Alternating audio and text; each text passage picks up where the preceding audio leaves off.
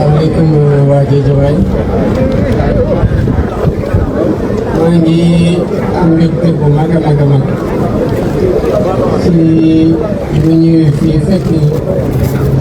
mobilisation bi nga xamante ne askanu Sénégal fépp fu ñu mën a nekk waaye rawatina fii ci Guédiawaye mobilisé wu nañu ànd ceeg bii yoon comme ministère maître d'œuvre, ministère de l'Intérieur et de la Sécurité publique ci njiitalu général Jean-Baptiste Tine ak responsable ministère bi yëpp notamment police sapeurs-pompiers ak ñeneen ñi nga xamante ne bootoo nañu ci ministère de l'Intérieur et de la Sécurité publique. Monsieur le ministre, de le féliciter ci qualité organisation ci mobilisation bi waaye tamit ci inspiration bi nga xamante ne am ngeen ko pour diversifier seen action ci communication ci co-construction maanaam booloo tabaxandoo dara ak askan wi nga xamante ne amul ay forces de défense et de sécurité yu jógee ci beneen askan ak ñi des ci askan wi ba saa suñu leen gisee ensemble mu mel ni jàmmarloo waral demoonte ngeen ne que Sénégal benn bopp la kenn mënu ko xar ñaar te ku fi jàmm ji nga xam ne moom la ñu woote bëgg ko te ci liggéey saa su ne amee policier bi mooy jóge ci famille civile bi dem liggéeyi sol tenue nekk policier bi ñëwaatee fekkaat njaboot waaye ki nekk policier tamit di dem di jàngi ji mooy doon ëllëg policier donc amul ñaari askanu policier ak askanu yeneen wala askanu sapeur-pompier wala ñeneen kon ñii nga xamante ne ñoo yore suñu kaaraange ci ñun lañu bokk wane nañu ko waaye boole ko tamit seetal ñuy féliciter tamit les autorités municipales le maire de Guédiawaye ak yeneen maire commune Guédiawaye yëpp autorité administrative yi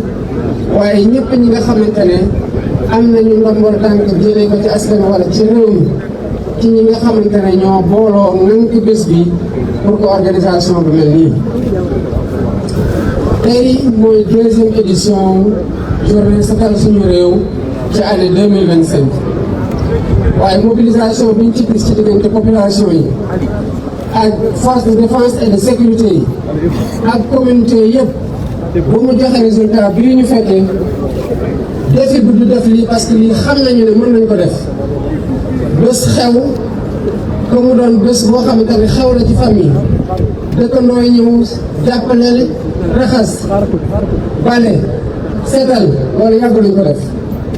gàmmu jot ñu mobiliser wu taalibe yi dem ci kër sëriñ yi wala foo xamante ne foofu la ñuy defee gàmmu gi defar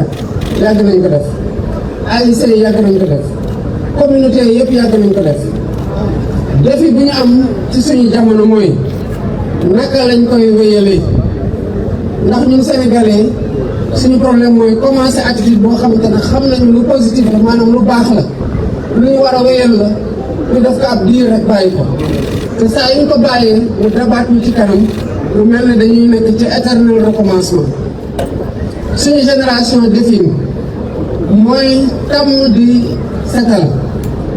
pour ñi nga xamante ne ñooy tout tànk yi di màgg di gis ñuy setal bu yàggee du ñu xam salte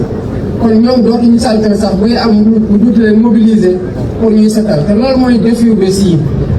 kon maa ngi ciy woo bépp Sénégalais fépp fu mu mënti nekk quel que soit solo si nga xamante ne ci ndombol tànk wala ci daraja am nañ ko ci réew mi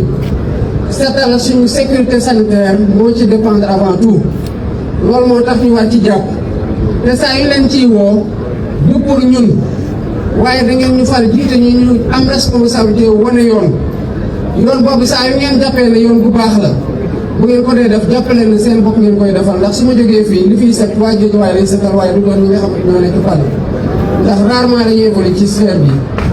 kon noonu la ko Sénégalais yëpp war a jàppee ak fépp fu ñu mën di nekk kon ci prochaine journée bi concept setal suñu réew dina jëlaat beneen dimension ñu ngi toog di observer benn pause boo xam ne pause weer la pour liggéeyaat ci conception boo xamante ne bu ñu ñëwaatee